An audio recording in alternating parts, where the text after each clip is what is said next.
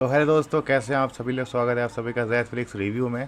और आज हम बात करने वाले हैं स्क्विड गेम सीज़न 3 की, जो कि कल ही रिलीज़ हुआ था फ्राइडे को 27 जून को। आई होप आप सब ने इस सीज़न को देख लिया। नहीं देखा है तो आज ही नेटफ्लिक्स पर जाके इसको ऑफिशियली देखिए और इस सीरीज़ को एंजॉय करिए।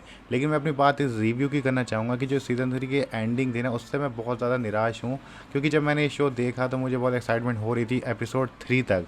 इसके टोटल 6 एपिसोड्स हैं। वैसे तो इस सीज़न को फालतू में ही खींचा है इन लोगों ने, क्योंकि सीज़न 2 में भी इसको ख़त्म कर सकते थे 3 घंटे का टोटल एपिसोड डाल के।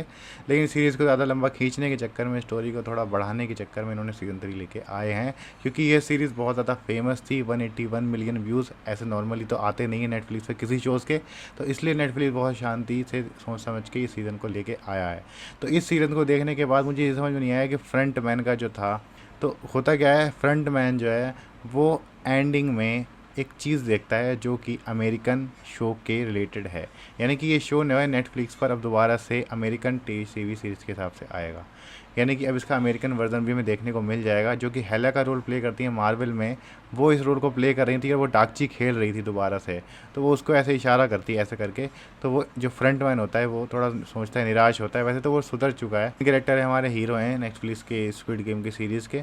वो बोलते हैं कि हम घोड़े नहीं हैं, हम हॉर्सेस नहीं हैं, हम इंसान हैं। और वो ये कह के वहाँ से कूद जाता है, वो मर जाता है। वो सेक्रीफाइस करता है उस बच्चे के लिए और उसको सबक सिखाने के लिए, फ्रंट मैन को और वहाँ के जितने वीआईपी थे सबको सुधारने के लिए वो ये बात बोल देता है। और जाहिर सी बात है कि वो सुधर, वो इस गेम को रोक भी देता है। पूरे के पूरे स्टेडियम को पूरा वो तबाह कर देता है जहाँ पे इस आइलैंड पे ये शो हो रहा था। तो मुझे बस इस सीज़न में एक ख़राब चीज़ ये चली, एक तो वो पुलिस वाला, उसका कोई खास रोल नहीं था फिल्म में। पूरी सीरीज़ में वो भागता ही रहता है, सीज़न 1 से लेकर सीज़न 3 तक वो आइलैंड को ही ढूंढता रहता है। सीज़न 3 में उसको आइलैंड मिल भी जाता है तब भी कोई फ़ायदा नहीं, बस वो एक गन दिखा देता है और बस बस चला जाता है वहाँ से। तो मुझे समझ में नहीं आया, उस कैरेक्टर का कोई फ़ायदा नहीं था। उस सीरीज़ में ना भी डालते तो हम लोगों को कोई मैटर नहीं करता। लेकिन फ्रंट मैन का रोल अच्छा था। लेकिन फ्रंट मैन की हमें कोई कन्वर्सेशन नहीं दिखाई गई ज़्यादा हीरो के साथ हमारे। तो मुझे कुछ मज़ा नहीं आया उसकी एंडिंग में, तो सही से कंक्लूज़न नहीं दिया है सीरीज़ को। तो मैं मतलब काफ़ी, वैसे रेटिंग्स का अगर बात करें तो 5/4 आएगी। लेकिन सीरीज़ बहुत अच्छी है वैसे तो। लेकिन प्लॉट होल्स की बात करें तो काफ़ी दिक्कत भी लग रही थी मुझे। लेकिन अब देखते हैं कि हम नेटफ्लिक्स अभी जिस चीज़ को कैसे हैंडल करता है, कैसे वो सीज़न को अमेरिकन शो में लेके आएगा। क्या वहाँ के हॉलीवुड के एक्टर्स कौन कौन उस रोल को प्ले करेंगे। वैसे लियोनार्डो डिकैप्रियो की बात हो रही है कि वो इस रोल को प्ले कर सकते हैं जो कि फ्रंट मैन का था। लेकिन देखते हैं आगे आगे क्या होता है। आप सभी अपडेट हो गए होंगे।